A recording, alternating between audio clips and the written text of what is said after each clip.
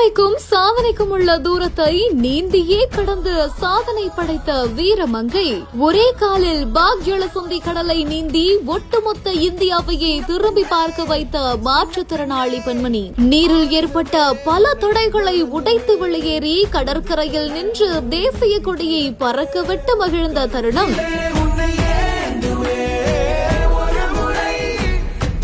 பாக் ஜலசந்தி கடல் பகுதி தமிழகத்தையும் இலங்கையையும் பிரிக்கிற நீரிணை. இதுவரைக்குமே 30க்கும் மேற்பட்டோர் இந்த பாக் ஜலசந்திய தனியா நீந்தி கடந்து சாதனையை புரிஞ்சிருக்காங்க. இந்த நிலையில தான் தலைமன்னார்ல இருந்து தனுஷ்கோடிக்கு நீந்தி கடப்பதற்காக கர்நாடகா, மகாராஷ்டிரா உள்ளிட்ட வட மாநிலத்தை சேர்ந்த 10 பேர் கொண்ட நீச்சல் வீரர்கள் குழு இந்திய, இலங்கை இருநாட்டு அரசுகிட்டையும் அனுமதி கோரி விண்ணப்பம் செஞ்சிருந்தாங்க. அனுமதி கிடைத்த நிலையில இந்த குழுவுல 8 பேர் ரிலே முறையில நீந்தினாங்க. 2 பேர் மட்டும் சோலோவா நீந்தினாங்க. இந்த 2 பேருமே மாற்றுத்திறனாளிகள். இதுல மகாராஷ்டிரா மாநிலத்தை சேர்ந்த சஸ்ருதி நகாத் அப்படின்ற நீச்சல் வீராங்கனைக்கு வலது கால்ல பிறவி குறைபாடு காரணமா மேல்மூட்டு துண்டிக்கப்பட்டு செயற்கையா வடிவமைக்கப்பட்ட காலை கொண்டுதான் இவங்க நடப்பாங்க. இவங்க இதுக்கு முன்னாடி பாரா நீச்சல் போட்டிகள்ல கலந்து கொண்டு 3 பதக்கங்களை பெற்றிருக்கிறாங்க போல.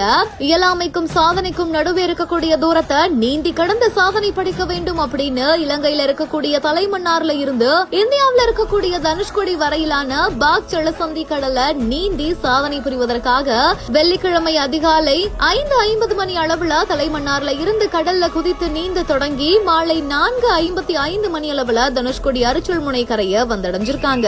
இந்த ஒரு சாதனைக்காக 11 மணி நேரம் 5 நிமிடங்கள சஸ்ருதி நகாத் எடுத்துக் கொண்டிருக்கிறதா சொல்லப்படுது. ஒரு கால இழந்த மாற்றுத்திறனாளி முதன்முறையா தலைமன்னார் தனுஷ்கோடி பாக் நீரிணையை நீந்தி கடந்த சாதனை படைத்து ஒட்டுமொத்த இந்தியாவையே இப்போ திரும்பி பார்க்க வச்சிருக்காங்க.